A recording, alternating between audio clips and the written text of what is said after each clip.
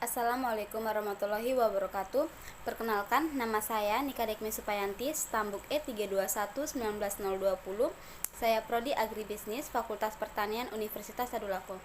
Di sini saya akan menjelaskan tentang mata kuliah akuntansi dan pembiayaan agribisnis, yaitu mengenai materi metode penilaian investasi. Nah, ada 5 metode dalam penilaian investasi. Yang pertama, yaitu metode Accounting Rate of Return. Bisa juga disebut dengan ARR, adalah metode untuk mengukur besarnya tingkat keuntungan dari investasi yang digunakan untuk memperoleh keuntungan tersebut. Nah, ada pula rumusnya. ARR sama dengan rata-rata laba setelah pajak atau bisa disebut juga dengan EAT per rata-rata investasi dikali 100%. Nah, kelebihan pada metode ini adalah A. Sederhana dan mudah dimengerti, B. Perhitungannya menggunakan data accounting, dan ada pula kekurangannya, yaitu A. Tidak memperhatikan time for of money, B. Menitik beratkan pada masalah accounting, C. Kurang memperhatikan jangka panjang investasi. Baik, selanjutnya yang nomor 2, metode payback period yang bisa juga disebut dengan PBP adalah metode yang diperlukan untuk menutup kembali pengeluaran investasi dengan menggunakan aliran kas yang diperoleh. Nah, ada pula rumusnya.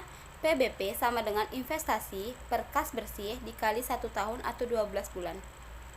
Nah, kelebihannya A. Mudah dihitung, B. Berdasarkan pada pas basis, C. Cukup akurat.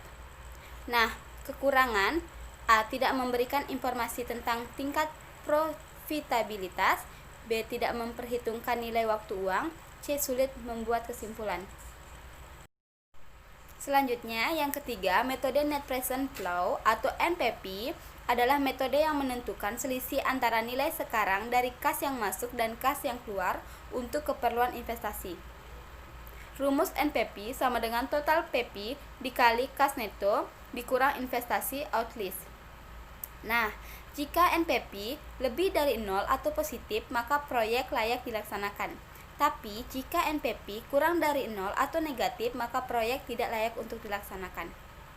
Ada pula kelebihannya, A. Memperhitungkan tingkat bunga, B. Mudah diterapkan, C. Mudah menyesuaikan dengan risiko. Nah, ada pula kekurangannya, A. Sulit menentukan rate minimum, B. Tidak menunjukkan rate of return sebenarnya.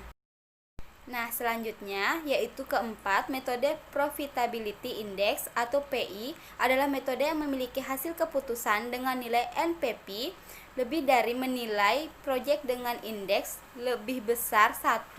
Rumus PI sama dengan total PP dikali kas neto per investasi cut list.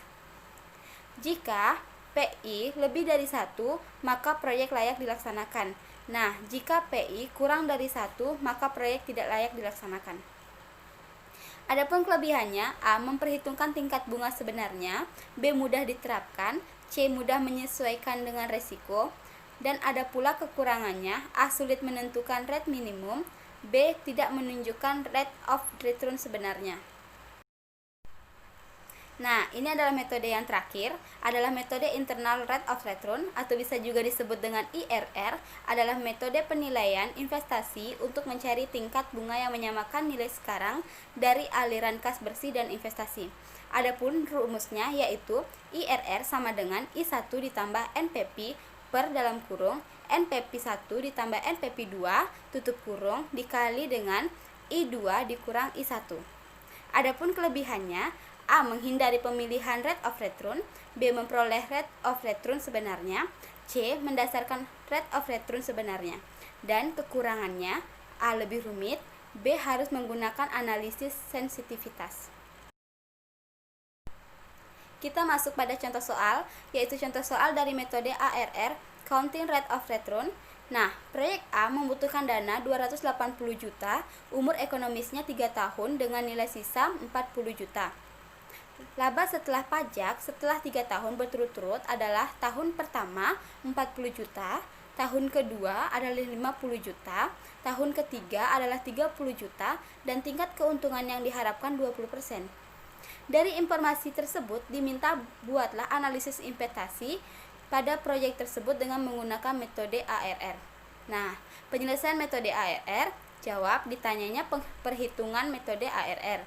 Diketahui, dalam kurung 40 juta ditambah 50 juta ditambah 30 juta, tutup kurung dibagi 3 dikali 100 per 280 juta ditambah 40 juta, tutup kurung dibagi 2.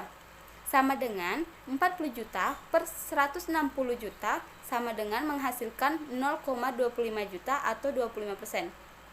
Nah, keuntungan yang diterapkan sebesar 20%, maka rencana proyek A layak untuk dilaksanakan. Baik, kita masuk pada contoh soal yang kedua, yaitu dari metode PBP, metode Payback Period.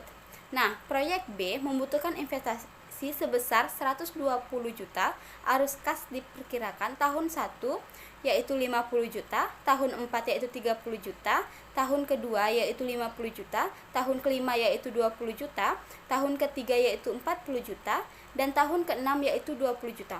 Diminta buatlah analisis investasi pada proyek tersebut dengan menggunakan metode PBP. Nah, jawabnya metode penyelesaian PBP.